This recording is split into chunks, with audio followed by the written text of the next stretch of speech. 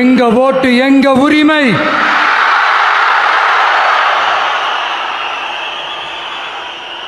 எங்களை யாரும் விலைக்கு வாங்க முடியாது.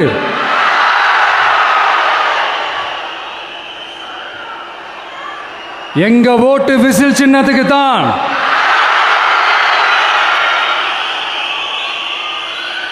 யாரையும் நம்பி ஏமாற மாட்டோம். எங்க வார்த்தையிலிருந்து மாற மாட்டோம். இது நிஜம். தேங்க்யூ.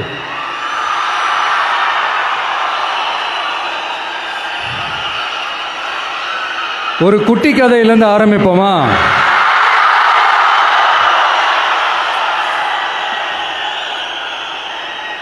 ஒரு பெரிய ஊர், ஒரு 4 ரோடு ஜாயிண்ட் ஆகிற மாதிரி ஒரு ஜங்ஷன், ஒரு பிஸியான ஏரியா, ஆள் நடமாட்டம் அதிகமாக இருக்கக்கூடிய ஒரு ஏரியா. அங்கே சென்டரில் ஒரு முரட்டு ஜல்லிக்கட்டு காலை ஒன்று நின்றுட்டுருக்குது. காலில் மண்ணை வீசிக்கிட்டு சீறிக்கிட்டு அப்படியே நின்றுட்டுருக்குது. யாருமே பக்கத்தில் போக முடியல. அந்த இடம் ஒரு கேஷுவலாக மாறணும் அப்படின்னா அந்த காளையை அடக்கி அமைதி ஆக்கினா தான் மறுபடியும் ஒரு பேக் டு நார்மல் சுச்சுவேஷனுக்கு அந்த இடம் மாறும். அந்த ஊரில் இருக்கிற ஒரு சில பேருக்கு மட்டும்தான் அந்த காளை அடங்கும். அவங்க யாருமே அங்கே இல்லை. ஆனால் அந்த க்ரௌடில் இருந்த ஒரு சில பேர், ஆல்ரெடி அந்த காளையை அடக்கணவங்களோடு இருந்த ஒரு சில பேர், எங்களுக்கு இல்லாத அனுபவமா? நாங்க பார்க்காத காளையா? நாங்க பார்க்காத மாடா? நாங்க போய் அடக்குறோன்னு சொல்லிட்டு உள்ள போறாங்க. ஒருத்தராலையும் அந்த காளையை தொடக்கூட முடியல. எல்லாரையும் அடிச்சு வீசி தூக்கி போட்டுருச்சு. இப்போ என்னடா பண்றது அப்படின்னு பார்க்கும்போது அந்த கூட்டத்தை விலக்கிட்டு ஒரு சின்ன பையன்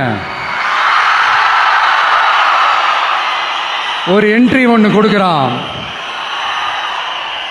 உங்களுக்கு தான் தெரியும்ல, டேய் எங்களாலே முடியல, நீ எல்லாம் என்னத்தை போய் கிழிக்க போற? எங்களுக்கு அவ்வளோ அனுபவம் இருக்குது. நாங்களே அடிபட்டு ஓரமாக படுத்து கிடக்கிறோம். இவன் விளையாட்டுத்தனமாக ஏதோ பண்ணிட்டு கிடக்கிறான். பாவம், அந்த காளைகிட்ட போய் அடிபட்டு சாவ போகிறான். பச்சா பையன், அந்த பையன், இந்த பையன், அண்டர் எஸ்டிமேட் பண்ணுறது, ஏளனமாக பேசுறது, இப்படி ஒரு பக்கம். இன்னொரு பக்கம் பரிதாபப்பட்டு, ஐயோ பாவமே, இப்படி தனியாக போய் மாட்டிக்கிட்டானே அந்த காளைகிட்ட, என்ன பண்ண போகிறானோ அப்படின்ட்டு ஒரு பக்கம் பரிதாபப்பட்டு பேசுகிறாங்க. அந்த சின்ன பையன் எதுவுமே காதலையே போட்டுக்காம 2 பாக்கெட்லையும் கையை விட்டுக்கிட்டு ஸ்டைலா கெத்தா தில்லா அப்படியே உள்ள போகிறான்.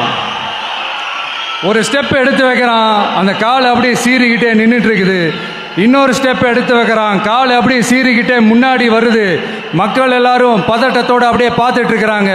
இன்னொரு ஸ்டெப் எடுத்து வைக்கிறான். கால் அப்படியே முட்டை வரும்போது பாக்கெட்டுக்குள்ள மறைச்சி வச்சிருந்த 2 புல்லுக்கட்டு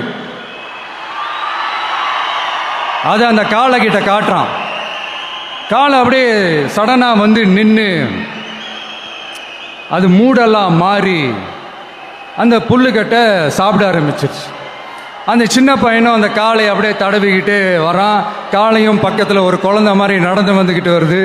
பக்கத்தில் இருந்த ஒரு வயல்வெளியில் அந்த காளையை மேய விட்டுட்டு வரான். மக்கள் எல்லாரும் அந்த பையனை ஆச்சரியமாக பார்க்குறாங்க. அந்த அடிபட்டு கிடந்த அந்த அனுபவசாலிங்க தலையை தொங்க போட்டு நின்றுட்டு இருக்கிறாங்க. ஏன்னா பேசின பேச்சு அப்படி. வாய் இருக்குன்றதுக்காக நக்கலுமா நையாண்டியுமா நச நச நச நசன் ஒரே பேச்சு. என்ன பண்ணுறது, தலையை குனிஞ்சு அப்படியே நின்றுட்டு இருக்கிறாங்க. அங்கே ஒரு பெரியவர் வர்றார். வந்து அந்த பையன்கிட்ட கேட்குறாரு, எப்படிப்பா இப்படி ஒரு முரட்டு காலை சீறிட்டு நின்றுட்டு இருந்தது, எப்படி அந்த காளையை அடக்கின அப்படின்னு கேட்டதுக்கு அந்த பையன் சொல்கிறான், ஐயா எனக்கு அந்த காளையை பார்த்தா கோபமாக இருந்த மாதிரிலாம் எனக்கு தெரியல, அந்த காலை பசியோடு இருந்த மாதிரி இருந்தது. அதனால தான் அந்த புல்லுக்கட்டை காமிச்சவொடனே ஓகே நமக்கு தேவையானது கிடச்சிருச்சு அப்படின்னோடனே அந்த புல்லுக்கட்டை சாப்பிட்டுட்டு நம்மளோட அப்படியே ஜாலியாக வாக்கிங் வந்துருச்சு அப்படின்னு சொன்னான். இதை கேட்ட அந்த பெரியவர் சொன்னாராம், இந்த சின்னவங்க பெரியவங்க அனுபவம் இருக்கிறவங்க அனுபவம் இல்லாதவங்க இதெல்லாம் விஷயமே கிடையாது. யாராக இருந்தாலும் அந்த சூழலுக்கு ஏற்ற மாதிரி அந்த சிச்சுவேஷனுக்கு தகுந்த மாதிரி என்ன பண்ணி அந்த ப்ராப்ளமை சால்வ் பண்ணுறான், ஏது பண்ணி அந்த ப்ராப்ளமை சால்வ் பண்ணுறான், அதுதான் விஷயமே, அதுதான் மேட்ரு. ஸோ நீ சூப்பர்ப்பா, என்ன ப்ராப்ளம் வந்தாலும் நீ சால்வ் பண்ணிடுவ அப்படின்னு முதுகில் தட்டி கொடுத்துட்டு அந்த பெரியவர் போகிறார். இப்போ அந்த கதையில் அந்த முரட்டு ஜல்லிக்கட்டு காலை தான் நம்ம தமிழ்நாட்டு அரசியல் களம். அந்த பெரியவர் தான் நம்ம தமிழக மக்கள். அந்த பாக்கெட்டுக்குள்ள ஸ்டைலா தில்லா கெத்தா ஒருத்தன் உள்ள வந்தான் பாருங்க, அவன்தான்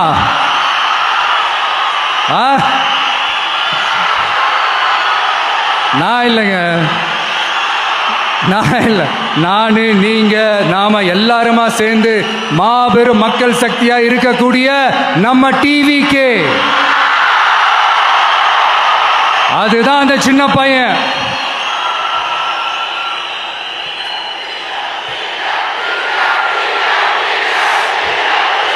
தேங்க்யூ தேங்க்யூ தேங்க்யூ.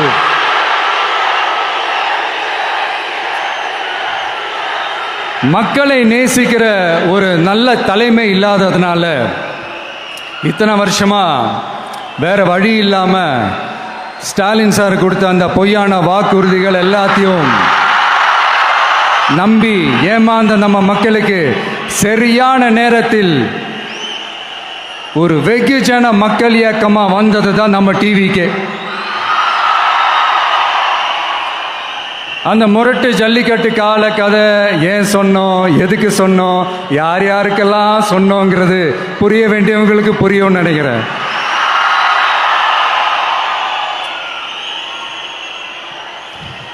இப்போ நாம் ஒவ்வொரு வீட்டில் உயிரா உணர்வா இருக்கிறோம்.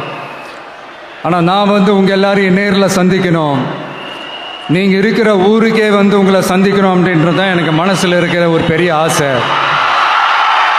ஆனால் அந்த சிச்சுவேஷன் ஒரு எதிர்கட்சியாக இருந்து கேள்வி கேட்டுக்கிட்டு இருக்கிற இந்த நேரத்தில் நமக்கு எதிராக என்ன சூழ்ச்சிகள்லாம் நடக்குதுன்றது உங்கள் எல்லாருக்குமே நல்லா தெரியும். அதனால் இப்போ உங்களுக்கு ஒரு வாக்குறுதியை கொடுக்குறேன். நம்மளுடைய ஆட்சி அமைஞ்சதும் ஒவ்வொரு கிராமத்துக்கும் நான் நேரடியா என்னுடைய சொந்தங்களாகிய உங்க எல்லாரையும் நான் சந்திக்கிறேன்.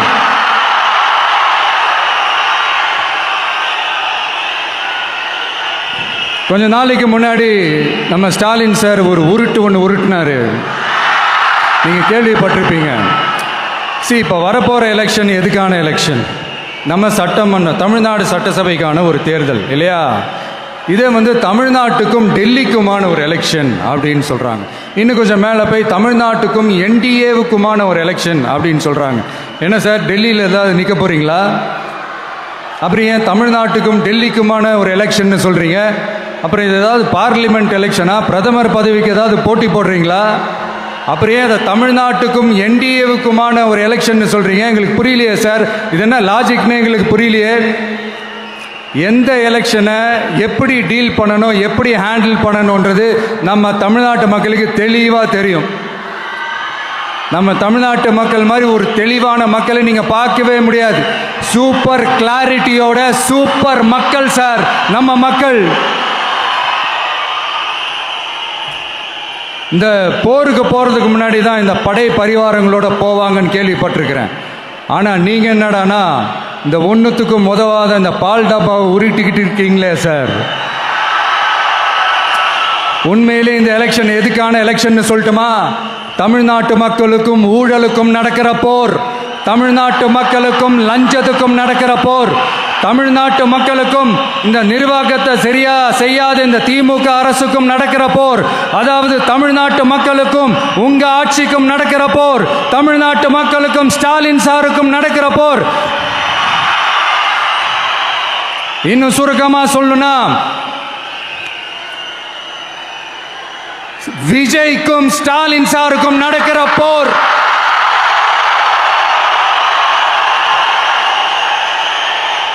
இதுக்கு நடுவில் இந்த என்டிஏ டெல்லி இதெல்லாம் என்ன லாஜிக்னே புரிய மாட்டேங்குது சார். தமிழ்நாடு தான் விஜய், இந்த விஜய் தான் தமிழ்நாடு. தூய சக்தி டிவிகேவுக்கும் தீய சக்தி டிஎம்கேவுக்கும் தான் இந்த போர். இப்படி உக்கிரமா இருக்கிற இந்த போர்ல மறுபடியும் ஒன்றுத்துக்கும் உதவாத இந்த பால் டப்பாவை உருட்டிக்கிட்டு இன்னொரு காமெடி வேற.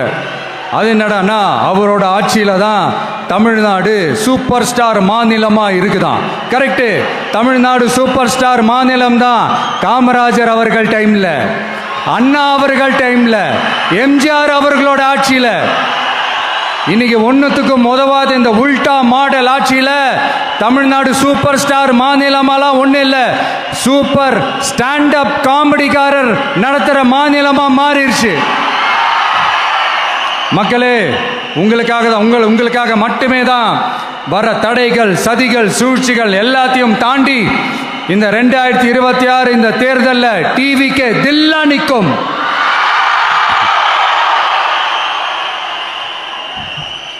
இதுவரைக்கும் நடந்த எலெக்ஷன் வேற, இப்போ நடக்க போற எலெக்ஷன் வேற.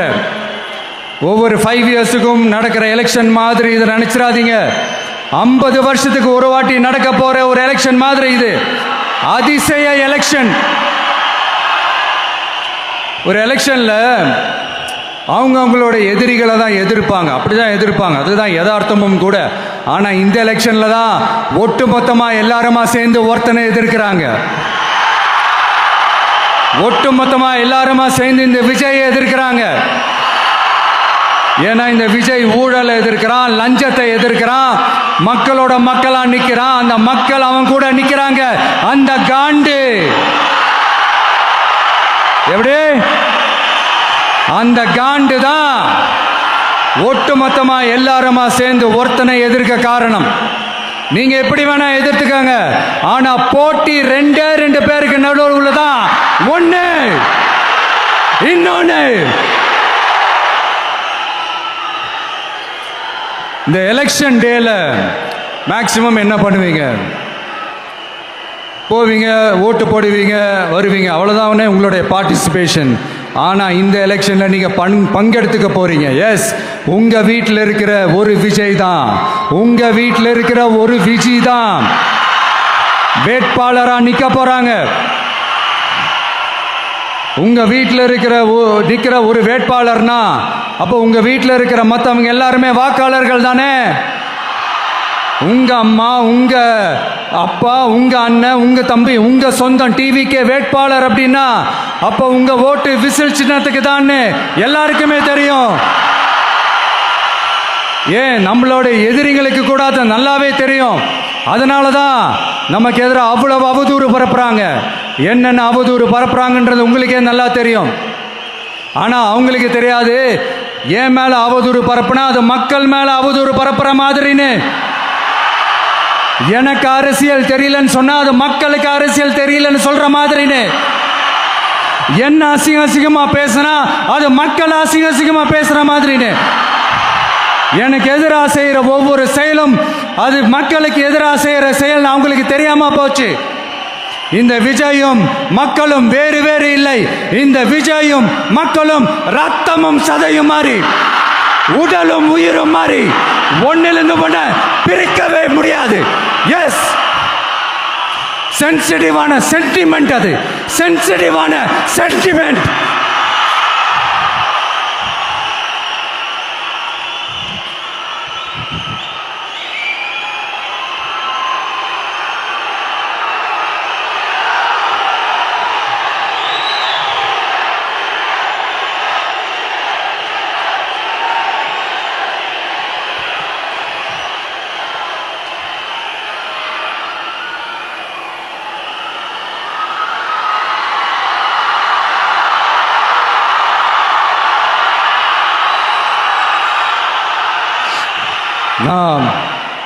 சாரி, இதை யாரும் அசைக்க முடியாது. மக்களை நேசிக்கிற விஜய் வேணுமா, மக்கள் விரோத ஆட்சி நடத்துற ஸ்டாலின் சார் வேணுமா? இந்த விஜய் நம்புறீங்களா, ஸ்டாலின் சார் நம்புறீங்களா? Proof, this is the proof.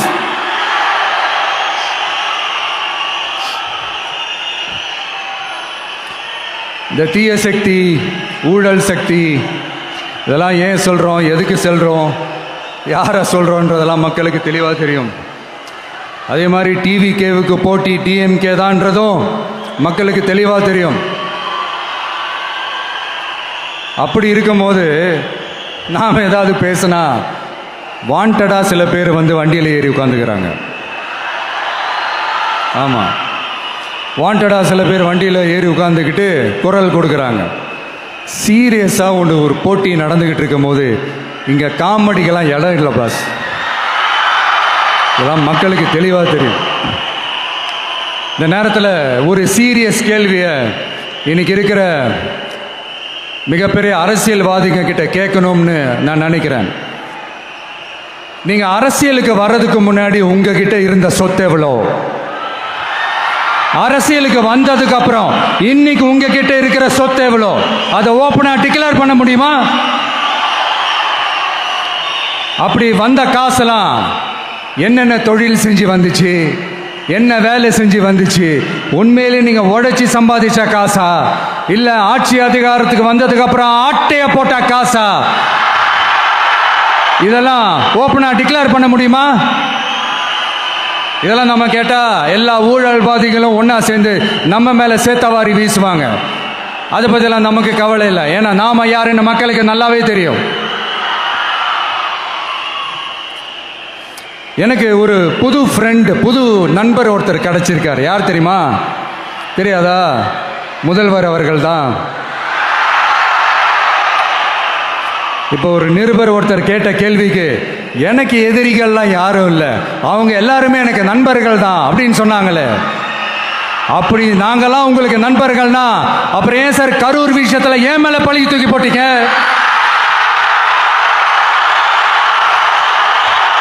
உங்களுக்கு மனசாட்சின்னு ஒன்று இருந்தா அப்படி பேசியிருப்பீங்களா?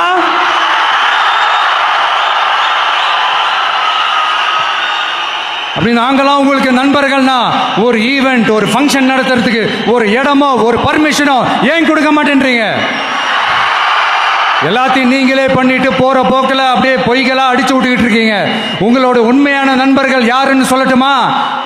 லஞ்சம், ஊழல், அரசியல் ஆதாயம், இதெல்லாம் தான் உங்களோட உண்மையான நண்பர்கள். பர்சனலாக நீங்கள் எப்படி வேணால் இருந்துக்கங்க சார், நமக்கு அதை பற்றி கவலை இல்லை, நமக்கு அது அவசியமும் இல்லை. ஆனால் உங்கள் ஆட்சி தான் தப்பான ஆட்சி, தமிழ்நாட்டுக்கு தேவையில்லாத ஆட்சி. கொஞ்ச நாளைக்கு முன்னாடி கற்பனையாக ஒரு விஷயம் ஒன்று சொன்னேன். இந்த முதல்வர் கூட விசில் சின்னத்துக்கு தான் வாக்களிப்பார் அப்படின்ட்டு கற்பனையாக ஒன்று சொன்னேன். ஆனால் இன்னைக்கு நிஜமாவே நமக்கு ஆதரவாக ஒரு கோஷத்தை எழுப்பியிருக்கிறாங்க. அது என்ன தெரியுமா? எங்க வாக்கு சாவடி வெற்றி வாக்கு சாவடியா. அதுக்கு அர்த்தம் என்ன தெரியுமா? எங்க வாக்கு சாவடி விஜய் வாக்கு சாவடின்னு அர்த்தம்.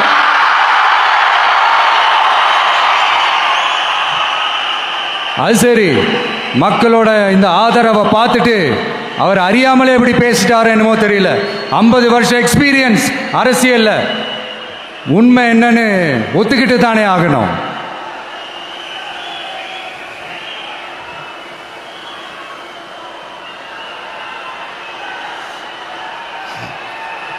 ஜனநாயகம்ங்கிறது பெரும்பான்மை ஆட்சி அதிகாரம் சார்ந்தது மட்டும் இல்லை, சிறுபான்மை மக்களின் உரிமைகள் உணர்வுகளும் புனிதம்னு நினைச்சு அதையெல்லாம் காப்பதற்கு பெயர் தான் ஜனநாயகம்னு 1963 அறிஞர் அண்ணா பார்லிமெண்ட்ல பேசினதை நாம் இங்கே சொல்றது ரொம்ப பொருத்தமாக இருக்கும். அறிஞர் அண்ணா சொன்னது தான் டிவிகேவோட நிலைப்பாடும்.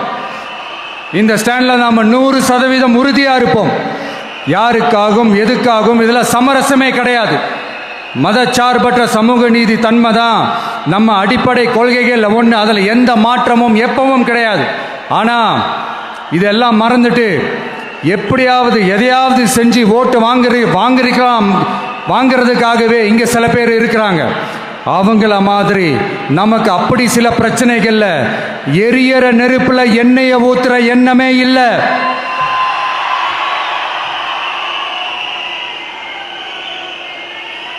இங்க சில அரசியல் கட்சிகளும் சில அரசியல் தலைவர்களும் ஒரு சில நேரங்களில் அமைதியா இருந்தாலே போதும், ஒரு பிரச்சனையும் வராது. இப்போ கரண்ட்ல இருக்கிற சில பிரச்சனைக்கு வருவோம். இந்த கரண்ட் பிரச்சனைக்கு வருவோம்.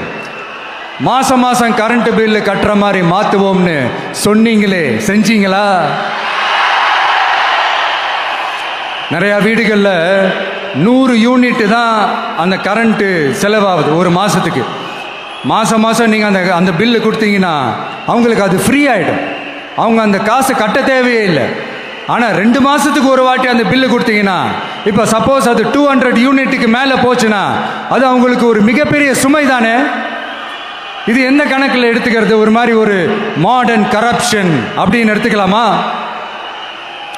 அடுத்து பஸ் வசதி. நிறையா கிராமங்களில் பஸ் வசதி இல்லைன்னு சொன்னால் இந்த ஒட்டுமொத்த திமுக அரசும் கத்திக்கிட்டு வந்துடுவாங்க. நாங்கள் பஸ் விடாத கிராமங்களே இல்லை அப்படின்னு சொல்லுவாங்க. அப்படியாவது உண்மை அப்படின்னா முதல்வர் அவர்கள்கிட்ட நம்ம தங்கச்சி ஒருத்தவங்க ஒரு கேள்வி கேட்டாங்களே, எங்கள் ஊருக்கு ஒரு மினி பஸ்ஸாவது விடுங்க சார் அப்படின்னு கேட்டாங்களே, அது எந்த கணக்கில் எடுத்துக்கிறது?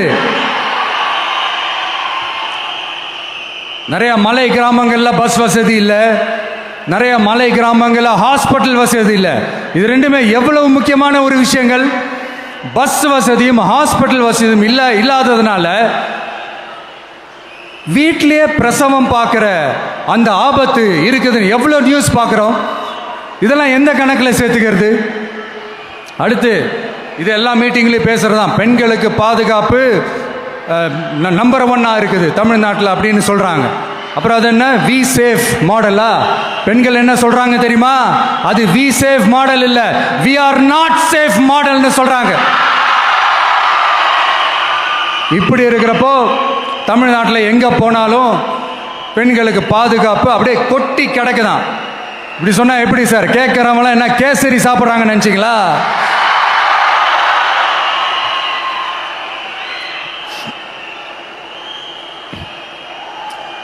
அடுத்து இந்த சட்டம் ஒழுங்கு, அது காணாம போய் ரொம்ப நாள் ஆச்சு.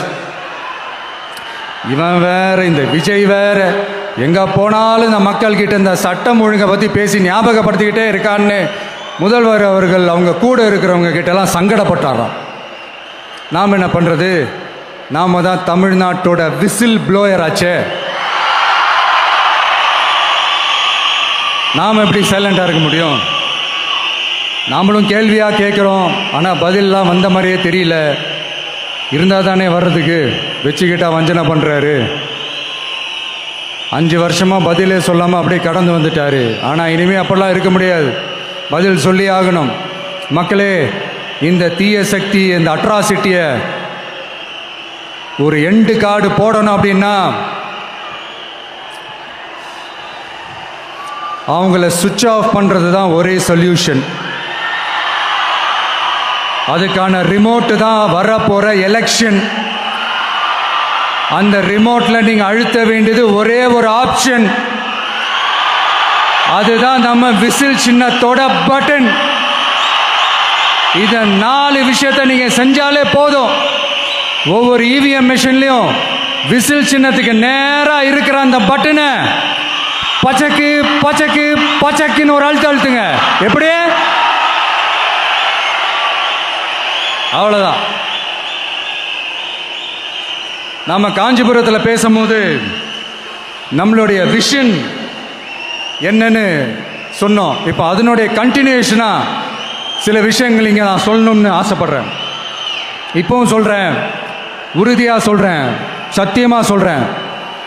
பெண்கள், பெண் குழந்தைகள், ஆண் குழந்தைகள் பாதுகாப்பு நம்ம ஆட்சியில் நம்பர் 1 இருக்கும். சட்டம் ஒழுங்கு ரொம்ப ரொம்ப ஸ்ட்ரிக்டா இருக்கும். அரசு பள்ளிக்கூடங்களும் கல்லூரிகளும் முதல் தரமா இருக்கும். போட்டி தேர்வுகளுக்குன்னு லட்சங்களை கொட்டி தனி கோச்சிங் சென்டர் போய் படிக்க அவசியமே இருக்காது. ஏன்னா கவர்மெண்ட் ஸ்கூல் காலேஜ் சிலபஸே போட்டித் தேர்வுகளை ஈஸியாக சந்திக்கிற வகையில் அந்த ஸ்டாண்டர்டுக்கு ஏற்ற மாதிரி அமைக்கப்படும். உயர்நிலை பள்ளி பாடத்திட்டங்களிலேயே அடிப்படை அரசியல் சாசன சட்டம் சேர்க்கப்படும். மாநில மற்றும் ஒன்றிய அரசு அலுவலகங்கள் வங்கிகளின் செயல்பாடுகள் மற்றும் அவற்றை அணுகும் முறை குறித்து மாணவர்களுக்கு தெளிவான புரிதலை ஏற்படுத்தும் வகையில் தேர்வுகள் அற்ற செயல்முறை பாடமாக கற்பிக்கப்படும். இந்தியா முழுக்க உள்ள ஒன்றிய அரசு சார்ந்த கல்வி நிலையங்கள் மற்றும் அதன் சேர்க்கை அட்மிஷன் குறித்து புரிதலும் தெளிவும் மாணவர்களுக்கு உருவாக்கப்படும். அனைத்து அரசு பள்ளிகளிலும் பெண் குழந்தைகளுக்கு சுத்தமான, சுகாதாரமான மற்றும் தரமான கதவுகள் பொருத்தப்பட்ட ரெஸ்ட் ரூம்கள் அமைப்பது உறுதி செய்யப்படும். போதைப் பொருட்கள் இல்லாத தமிழகம் உருவாக்கப்படும். மாவட்ட கலெக்டர்கள் மற்றும் எஸ்பிக்களில் சரி பாதி பெண்களாக இருக்கும்படி செய்வோம். மலை கிராமங்களில் அரசு ஆரம்ப சுகாதார நிலையங்கள் பிரசவம் பார்க்கும் வசதியுடன் அமைக்கப்படும். பஸ் போக்குவரத்து இல்லாத கிராமங்கள் மற்றும் மலை கிராமங்களே இல்லை என்ற நிலை உருவாக்கப்படும். ஏற்கனவே அமைப்பு சாரா தொழிலாளர்கள் அமைப்பு இருந்தாலும் ஆட்டோ, டாக்ஸி மற்றும் லாரி டிரைவர்களுக்கென அவர்களின் நலன்களுக்காகவும் குடும்ப நலன்களுக்காகவும் தனியாக நல வாரியம் அமைக்கப்படும். தென் தமிழகம் உட்பட தமிழகத்தின் தேவையான பகுதிகளில் தொழிற்சாலைகள் அமைக்கவும் தொழில் வளம் பெருக்கவும் தனி கவனம் செலுத்தப்படும். விவசாயிகள், மீனவர்கள் மற்றும் நெசவாளர்களின் கருத்துக்களை அறிந்து அவர்களுக்கான திட்டங்கள் காலத்தின் தேவைக்கேற்ப உருவாக்கப்படும். இப்போ நம்ம ஸ்டாலின் சார் அறிவாலயம் பக்கத்தில் யார் நடந்து போனாலும், அறிவாலயம் பக்கத்தில் யார் நிழலுக்கு ஒதுங்கினாலும் கூட்டணியில் சேர்த்துக்கிறார். அந்த வச்சிருக்கிற பணத்தில் ஒரு பங்கு ஒன்று கொடுத்து அதுக்கு பேர் கல்லாப்பெட்டி கூட்டணின்னு வச்சிருக்கிறேன். இந்த கல்லாப்பெட்டி கூட்டணியை ரொம்ப கஷ்டப்பட்டு சேர்த்துருக்கிறார். ஆனால் அவருக்கு நான் சொல்கிறேன், இந்த அறத பழைய கூட்டணி கணக்குகளோ இந்த கொள்ளையடிச்ச பணத்தையே வச்சு எங்கள் மக்களை ஏமாற்றி எல்லாம் ஜெயிக்க முடியாது. ஏன்னா இது மாபெரும் மக்கள் சக்தியான வித்தியாசமான விசில் புரட்சி எலெக்ஷன்.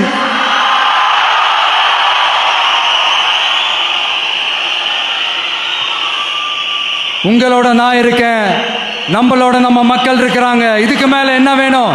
கான்ஃபிடென்ட்டா இருங்க, நல்லதே நடக்கும், வெற்றி நிச்சயம்.